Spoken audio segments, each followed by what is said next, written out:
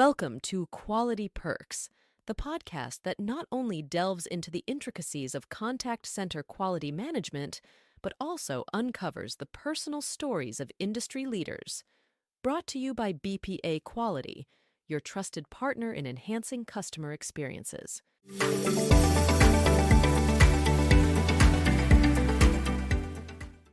I'm hitting go live. And that's it. I think we're live in the studio, as they say. Maybe that, Karen, I think that might be our opening, as we seem to be starting our shows that way. Mm-hmm. That's nice.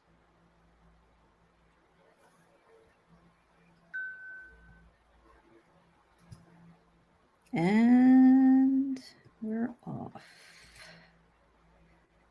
Good morning, everyone. Good morning. Morning. Welcome to another episode of Quality Perks with BPA. My name is Neil Eggers, and as always, we have Karen Dupree, and we're joined today by David Blackwell, President and one of the founders of BPA. Welcome, David. How are you today? You two? We're all right. Fantastic. We have more coffee on the way, so as usual, we'll start out. Karen, you had a mission from last week, if I remember correctly. Yes. So I went and got some coffee. I got myself some ground coffee, and it's called Coffee Before Talkie. And so I went to go use it, make some coffee this morning, and I just got a new Keurig for Christmas. And I didn't realize I didn't have my little K-cup in there. So I'm not able to make it that one today. So I did already have some Pete's.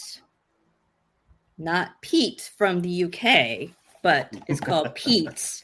But it's a light roast coffee that is light, sweet suggestions of passion flower and stone fruit. Now, let me tell you about my machine here. Since this is a Keurig type of K-cup, it comes with a little scanner there.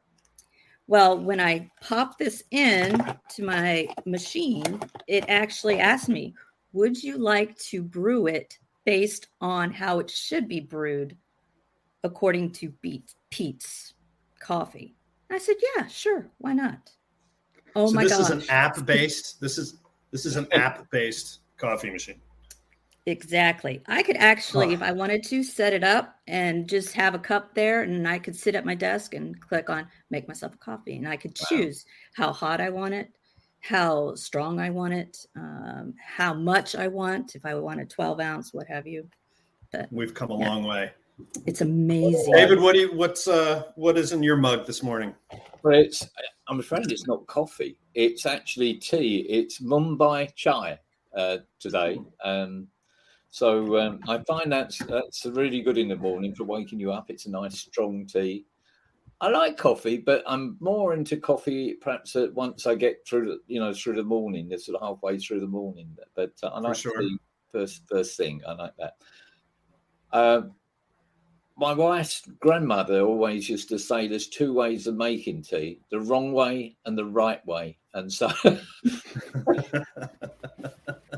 the right way pretty straightforward. Yeah, the right way is with boiling water. It has to be boiling. It can't be just warm or hot. It's got to be boiling water, and you've got to allow it to kind of, sort of brew for a while before you actually touch the stuff. So there you go.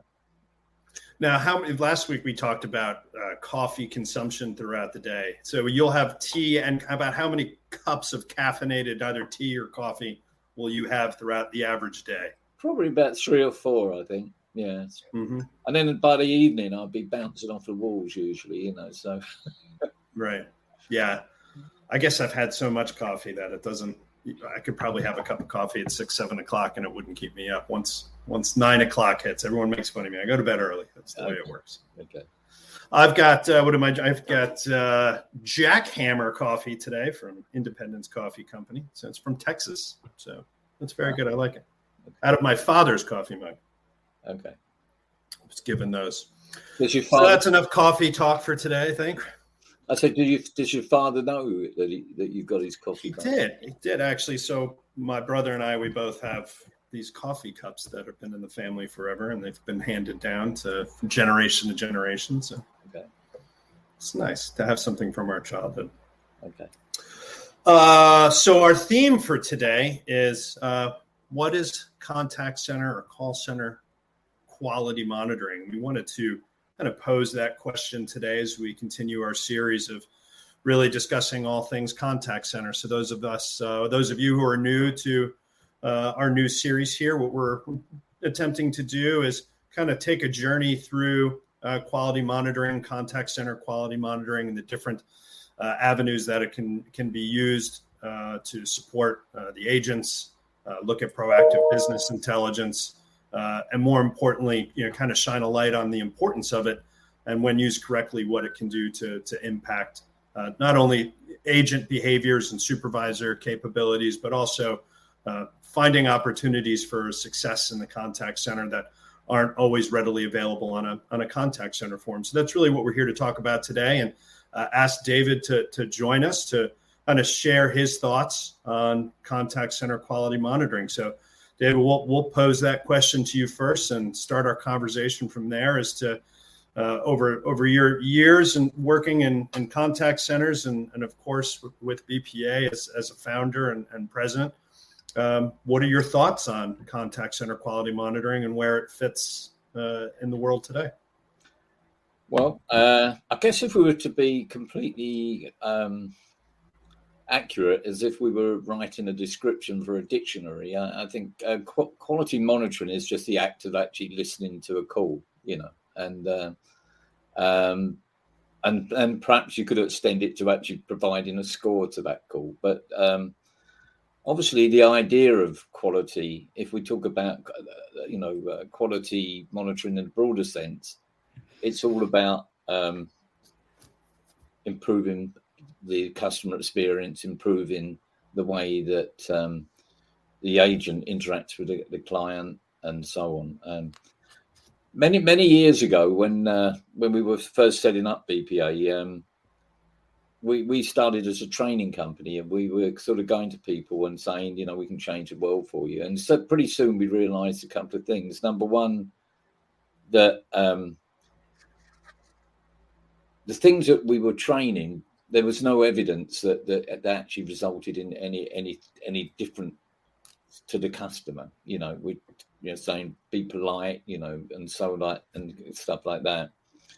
And so the first thing that occurred to us was really we needed to get some evidence of what influenced the customer in any interaction, and we started going down that route by starting some research into that.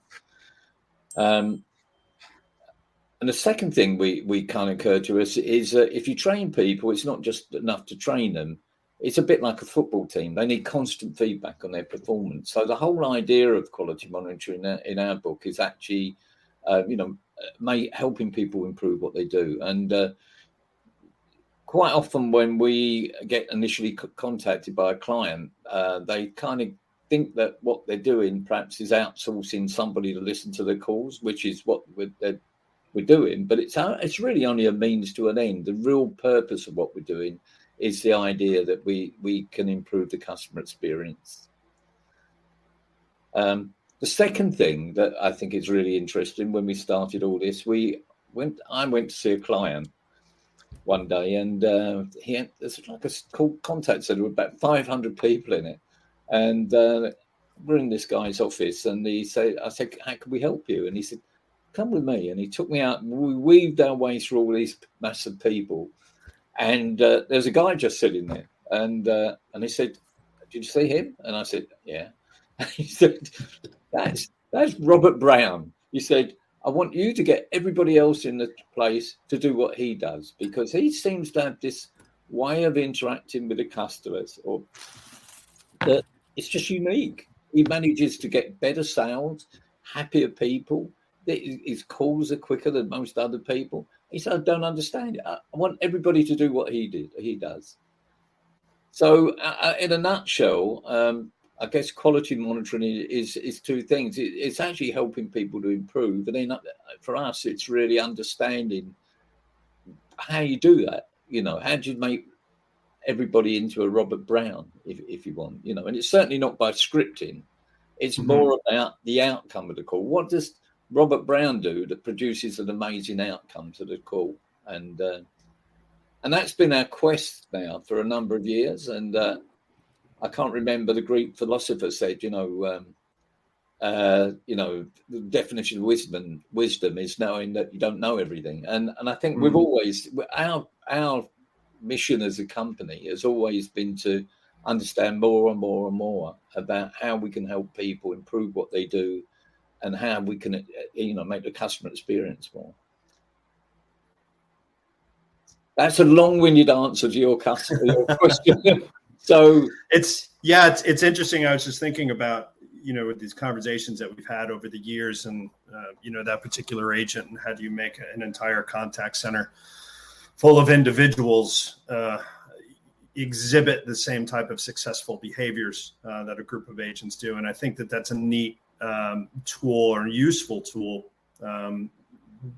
When you can get snippets, you can get different behaviors of examples of those positive behaviors, and then develop them into training material. Because what works for one agent may not necessarily work for another, or what works for one company may not work for another company. But at its core, it's really that outgoing, exceeding customers' expectations, the knowledge that the agent has, and the comfort when they are knowledgeable.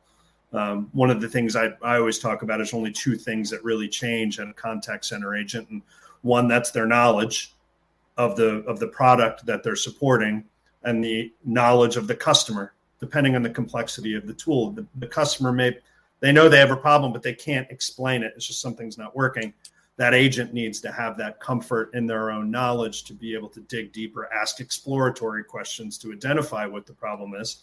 Or in a sales environment, it's being comfortable to ask questions to get to what the customer needs or uses, or what could benefit them moving forward. And that, the example that you gave of that one agent, I bet that's what he did really well. He asked questions. He was able to understand or pull out of the customer what their particular issue was. I think, I think you're spot on there, Neil. I guess that we all know people, even in our ordinary lives, that are very good at talking to other people, don't we? They kind of got this innate ability to understand where the other person's coming from, and actually relate to it and say the right words at the right time in the right way. And it's a successful agent does that, and but one thing we in all our kind of quest for, how do you get how do you make the perfect call? How do you get to a call where, when the customer gets off it, they think, God, that's amazing. That was really incredible. I quite often call Delta, and they got one question at the end of in their survey is, if rating this call on a 1 to 5, how would you rate this agent? Would you employ this agent? And I think that's quite an interesting question, because it's all about the outcome of the call. And one of the things that we found on our quest is people try to script people sometimes, and they focus on behaviors and so on. But if you do this, and this, it produce an outcome of call, and it, to some extent it will. But the thing that's really interesting for me is that the outcome of the call is different by customer. If you talk to a New Yorker, they certainly want a different interaction than you get in Florida, for instance. And the same with different businesses.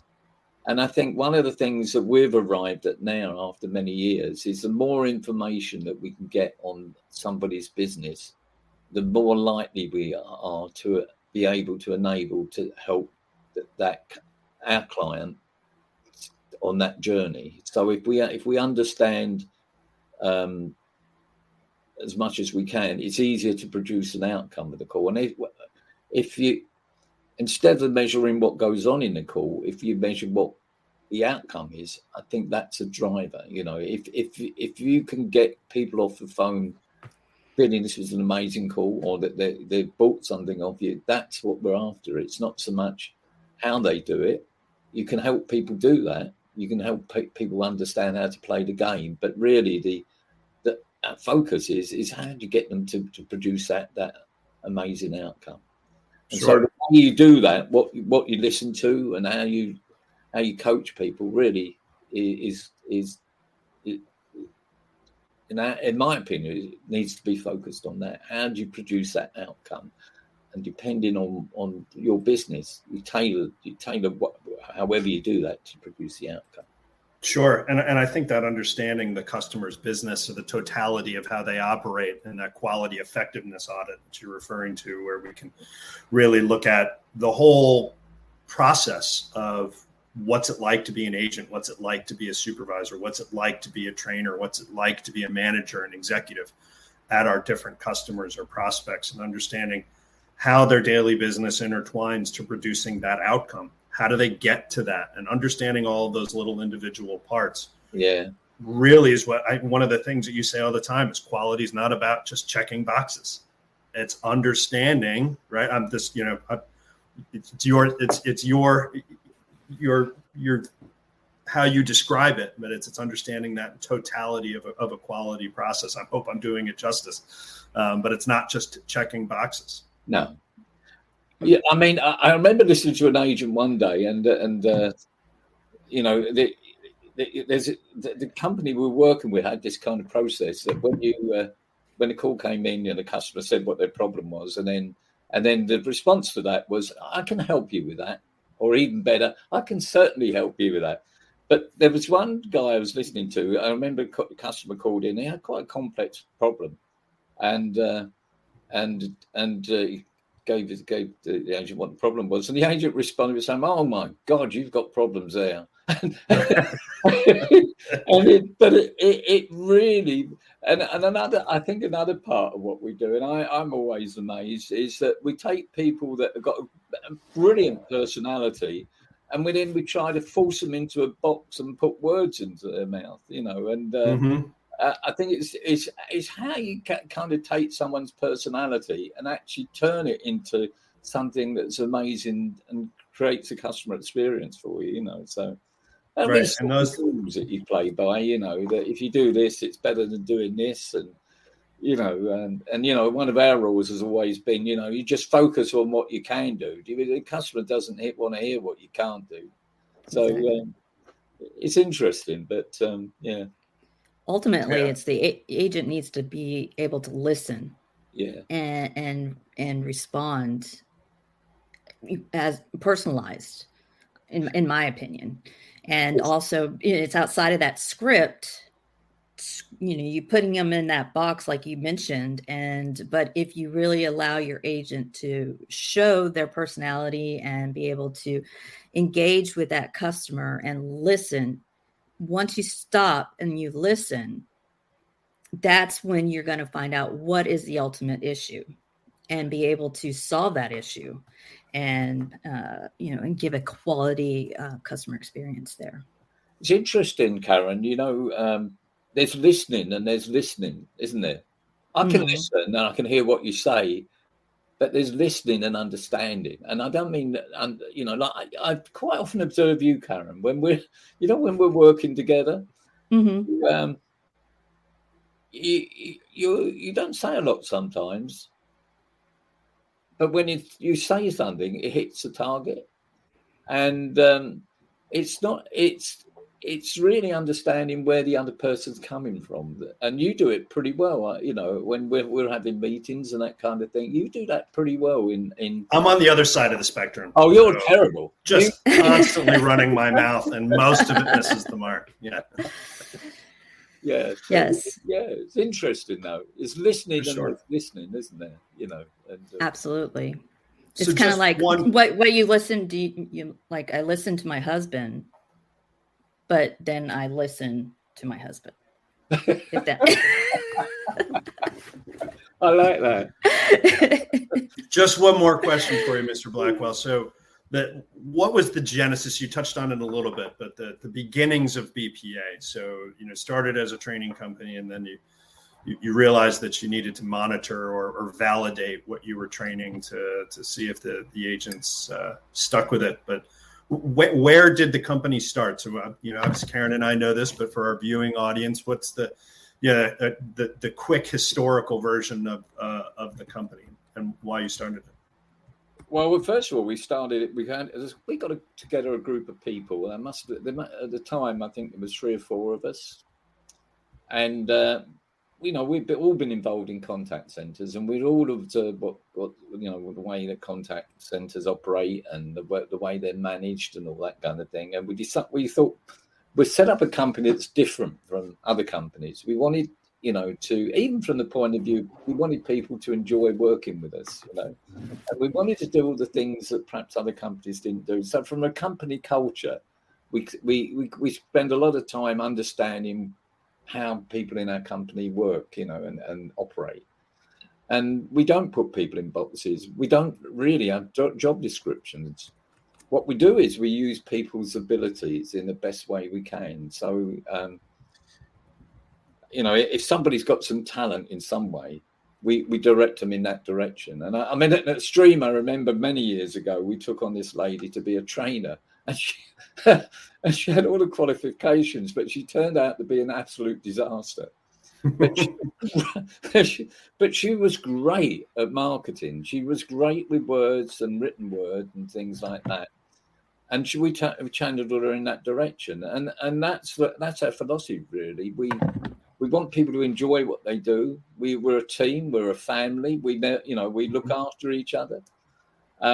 And we use each other's talents to best effect, And so from a company culture point of view, we feel that, we've got something unique, and we're lucky, really, because the people that we've got working for us work for a number of years. We've got, they don't come and go. They work for us year after year. Our analysts, data journalists, people like that. I mean, Neil, how long have you been with us? 10 years. Karen? I think I'm almost 13. So, that's pretty typical. We get people join us. They like working with us. They find that they can have a career where they can, within BPA, they can grow, So, but most of all, I think what we get from it is the relationship we build with our clients, because most of our clients are long-term. Again, we get most of our contracts go on for year after year after year. We become part of the culture of their client's company. We're outside. We provide this independent view of what they're doing, but we also provide the expertise to help them move forward, and we become part of their company, but as providing an external view. And I know all our guys get an incredible buzz from actually achieving results for our customers. So, it's not just doing it, it's the results we can achieve for you. Absolutely. Actionable results. Yeah. Well, David, thank you for your time today. Karen, as always, thank you for your time as well. We'll be back here at this same time next week.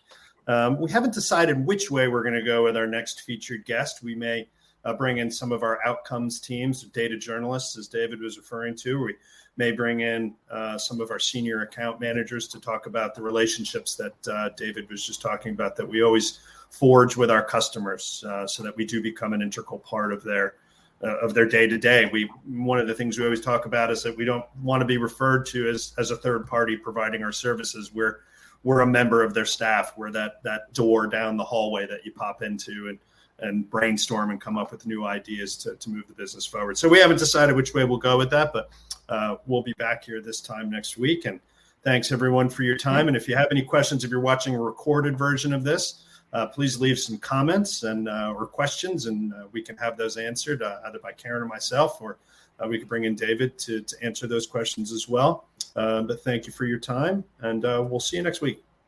Awesome. Thank you. Bye. Bye, everyone.